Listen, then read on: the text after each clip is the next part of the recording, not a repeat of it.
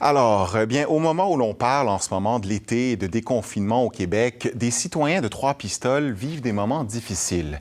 La confirmation en fin de journée hier du décès de 3 personnes âgées au manoir Héritage depuis le début de l'éclosion de COVID-19 à cet établissement ébranle des citoyens de la communauté. Denis, justement, vous revenez de Trois-Pistoles. Le maire dit que les gens sont ébranlés, là.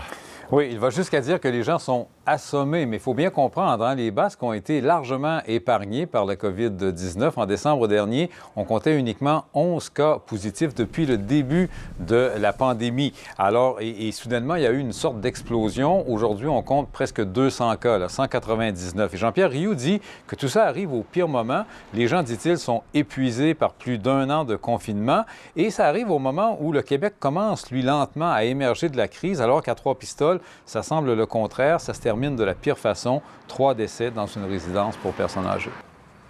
Les gens ont vécu une extrême résilience depuis 18 mois en se privant d'eux-mêmes de choses qu'ils devaient faire de tous les jours. Ils sont comme saturés d'entendre ce négativisme-là tous les jours, là, nous faire caler dans les situations d'une couleur à l'autre, pas de couleur, vert, rouge, orange. Alors, c'est comme une surabondance de nouvelles négatives, puis que les gens sont assommés par ça. Et Denis, vous avez parlé à la fille d'une résidente du manoir Héritage aussi. Oui, et la première bonne nouvelle, cependant, ce sont les résidents qui commencent lentement à sortir de leur isolement dans leur chambre là, après quelques semaines là, de confinement. L'autre élément, c'est cette rencontre, effectivement, avec la fille d'une résidente. Cette résidente, elle s'appelle Fleurange Beaulieu. Elle a 86 ans. Elle a contracté la COVID-19, même si elle avait reçu une première dose de vaccin. Et alors, on peut écouter ce bref extrait du témoignage de sa fille. Comme à tous les jours, je viens sous la fenêtre de ma mère parce qu'actuellement, elle ne sort pas. Mais elle va beaucoup mieux.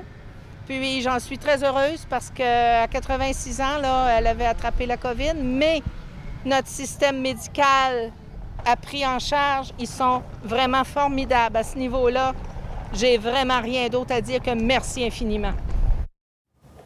Et selon le propriétaire de la résidence, il n'y aurait plus qu'un seul cas actif dans cette résidence. Merci beaucoup, Denis. Au revoir. Ici, Bas-Saint-Laurent.